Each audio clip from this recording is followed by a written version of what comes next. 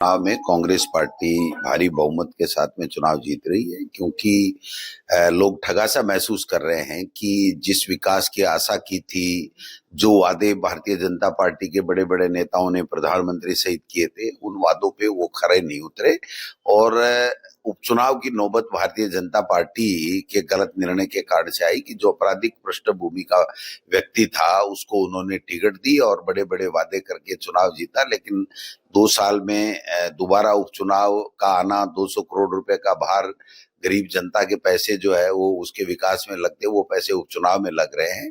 और जो अच्छी योजनाएं हमारे कांग्रेस की सरकार के समय, चाहे वो चिकित्सा की थी, चाहे वो इंग्लिश मीडियम के रूप में शिक्षा की थी, चाहे पेंशन की बात थी, चाहे किसानों को कृषि कनेक्शन पे छूट 12,000 रुपए देने की बात थी, चाहे 150 यूनिट के घरेलू की छूट देने की बात थी, चाहे गरीब के बेटे को विदेश में पढ़ाने की बात थी, ये सारी योजनाओं का इन्होंने दम तोड़ दिया। आज स्कूलों के अंदर टीचर नहीं है, नामांकन 1 करोड़ जो हमारे समय में था वो 67 लाख हो गया है। इंग्लिश मीडियम स्कूलों में टीचर नहीं दे रहे हैं, स्कूलें फिर बंद कर रहे हैं। पहले 20,000 स्कूलें बंद की, आज 312 फिर स्कूलें बंद कर दी है। तो मैं समझता हूँ कि ये सारा का सारा जनता के अंदर इस बात का वो है, आक्रोश है इस सरकार के खिलाफ में। और कांग्रेस के प्रति जो विश्वास राहुल गांधी जी ने और जिस प्रकार से यात्राएं की है और वोट चोरी इनकी पकड़ी है, उससे सारे लोग ये कह रहे हैं कि भाई ये तो मोदी तो तीसरी बार वोट चोरी करके बना है। तो और यहाँ पर जो बीजेपी के नेता हैं वो कुछ नहीं कर रहे हैं। ना वसुंधरा जी ने कभी सार संभाल की। झालावाड़ में एक स्कूल के हादसे में 7 लोग बच्चे दब गए। आप देखिए हादसे भी हो रहे हैं और इनका मंत्री जोगेश्वर गर्ग, मुख्य सचेतक, जो कैबिनेट मंत्री का दर्जा प्राप्त होता है, सरकार का हिस्सा होता है, वो ये कह रहे हैं कि ज्योतिषियों ने घोषणा कर रखी है राजस्थान में बहुत बड़ी जनहानि होगी, आग लगेगी और बड़े बड़े हादसे होंगे। और वो कहते हैं कि मैं खुद ज्योतिष में विश्वास रखता हूँ। तो आप समझ सकते हो कि जब ज्योतिषी के हवाले या भगवान के हवाले कर दिया तो फिर सरकार किस चीज की है।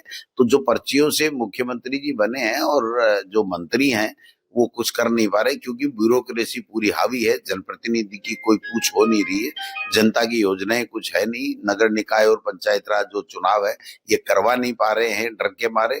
तो जनता आक्रोशित है और भारतीय जनता पार्टी को हराएगी और कांग्रेस पार्टी जीतेगी। सर, इतने हादसे हो गए, अभी तक एक भी किसी का रेजिग्नेशन नहीं आया। नहीं, रेजिग्नेशन तो नहीं, ऐसा कुछ भी नहीं है। देखिए, रेजिग्नेशन जो है वो तो पूरी सरकार का ही आना चाहिए, क्योंकि डिफेक्टिव है सरकार ही, पर्चियों से कभी नहीं बनते। जनप्रतिनिधि जो जीते हुए हैं वो अपनी राय दें और फिर उनका पार्टी आला कमान निर्णय करता है। उन्होंने तो थोप दिया, और वो ऐसे व्यक्ति को थोप दिया जिनका कोई विजन नहीं है, जिनका कोई कंट्रोल नहीं है, न ब्यूरोक्रेसी पे कंट्रोल है, न जनप्रतिनिधियों पे कंट्रोल है। तो अब जो जिस तरीके का माहौल बना है, आपने देखा होगा कि किसान की मौत हुई है, फसल मुआवजा नहीं मिल रहा है, उचित जो एमआरपी का पैसा नहीं मिल रहा है। तो इस पे हमने बूंदी में आंदोलन किया, आपने देखा होगा, चांदना जी थे यहाँ पर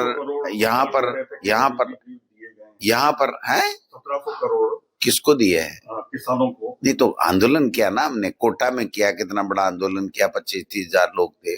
बूंदी के अंदर आंदोलन किया, भीलवाड़ा के अंदर आंदोलन किया, बीकानेर के अंदर आंदोलन किया। तो मैं समझता हूं कि दबाव हम बना रहे हैं, लेकिन निर्णय करने वाले की जो है वो क्षमता नहीं है और उनकी मंशा नहीं है।